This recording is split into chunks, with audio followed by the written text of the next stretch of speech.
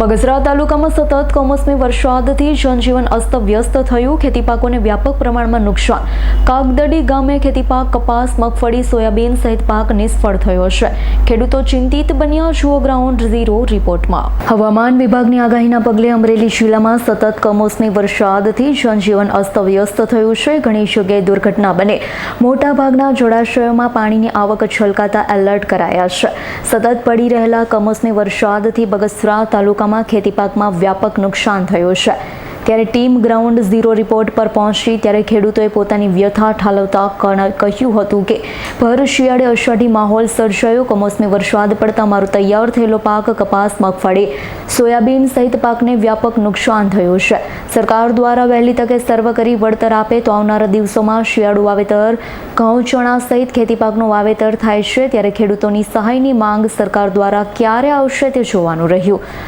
મારું નામ વાળા વનરાજભાઈ, ગામ કાગદડી, અને હું હાલ હમાપર જિલ્લા પંચાયત સીટમાં આમ આદમી પાર્ટીમાં પ્રભારી તરીકેનું કામ કરી રહ્યો છું.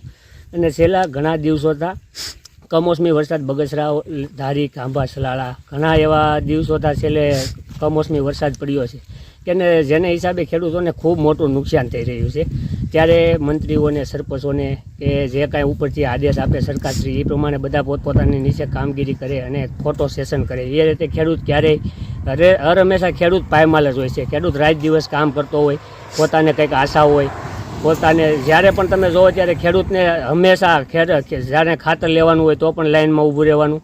જ્યારે પણ એમ લાગે કે ભાઈ ચલો આજે સારા ભાવ આવશે તો એ પણ નહીં, ટેકાના ભાવે મગફળી ખરીદી કરશું. હવે કાલે કીધું કે હવે ખરીદીની તો અમને ખબર જ નથી. તો આ રીતે ખેડૂતો સાથે અન્યાય કેમ કરી રહી છે સરકાર? જ્યારે પણ હોય ત્યારે રાત દિવસ ખેડૂતને પહેલાં લોભાવની લાલચો આપવામાં આવે છે અને પછી ખેડૂત સાથે ખૂબ મોટા પાયે ખેડૂત અન્યાય સહન કરી રહ્યો છે. ત્યારે હવે ખેડૂત આ સરકારશ્રીથી એકદમ કંટાળી રહ્યો છે અને ખેડૂતો પોતે જ કહે છે કે ભાઈ સર્વેના નામે ડોંગ ડેટિંગ હાલે છે, ફોટા સેશન હાલે છે.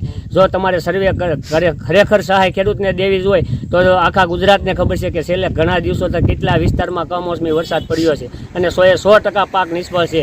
તો સરકારશ્રીને એવી અપીલ છે કે 100% વળતર મળે ખેડૂતોને, અને અમારા બગસરા ધારી પંથકને ખૂબ મોટા પાયે નુકસાન છે તો એનું વળતર સારી રીતે ચૂકવવામાં આવે.